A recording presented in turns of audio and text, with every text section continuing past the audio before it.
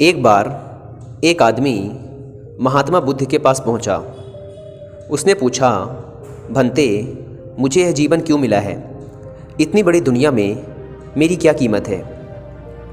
बुद्ध उसकी बात सुनकर मुस्कुराए और उसे एक चमकीला पत्थर देते हुए बोले, जाओ, पहले इस पत्थर का मूल्य पता करके आओ। पर ध्यान रहे, इसे बेचना नहीं है, सिर्फ मूल्य पता करना है। वह आदमी उस पत्थर को लेकर एक आम वाले के पास पहुंचा।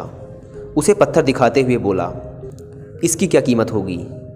आम वाला पत्थर की चमक देखकर समझ गया कि निश्चित रूप से यह कोई कीमती पत्थर है, लेकिन वह बनावटी आवाज़ में बोला, देखने में तो कुछ खास नहीं लगता, पर मैं इसके बदले 10 आम दे सकता हूँ। वह आदमी आगे बढ़ गया। सामने एक सब्जी वाला था। उसने उससे पत्थर का दाम पूछा। सब्जी वाला बोला, मैं इस पत्थर के बदले 1 बोरी आलू दे सकता हूँ। आदमी आगे चल पड़ा। उसे लगा पत्थर कीमती है, किसी जोहरी से इसकी कीमत पता करनी चाहिए।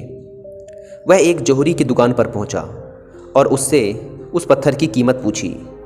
जौहरी उसे देखते ही समझ गया कि यह बेशकीमती रूबी पत्थर है जो बहुत ही किस्मत वाले को मिलता है। वह बोला, पत्थर मुझे दे दो और मुझसे 10,000 रुपये ले लो। उस आदमी को अब तक पत्थर की कीमत का अंदाज़ा हो गया था। वह बुद्ध के पास लौटने के लिए मुड़ा। जौहरी उसे रोकते हुए बोला, अरे रुको तो भाई, मैं इसके 50,000 दे सकता हूँ। लेकिन वह आदमी फिर भी नहीं रुका। जौहरी किसी कीमत पर उस पत्थर को अपने हाथ से नहीं जाने देना चाहता था। वह उछलकर उसके आगे आ गया और हाथ जोड़कर बोला, तुम यह पत्थर मुझे दे दो, मैं 1 लाख रुपए देने को तैयार हूँ।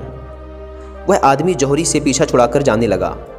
जौहरी ने पीछे से आवाज़ लगाई, यह बेशकीमती पत्थर है, अनमोल है, तुम जितने पैसे कहोगे मैं दे दूँगा। यह सुनकर वह आदमी हैरान परेशान हो गया। वह सीधा बुद्ध के पास पहुंचा और उन्हें पत्थर वापस करते हुए सारी बात कह सुनाई।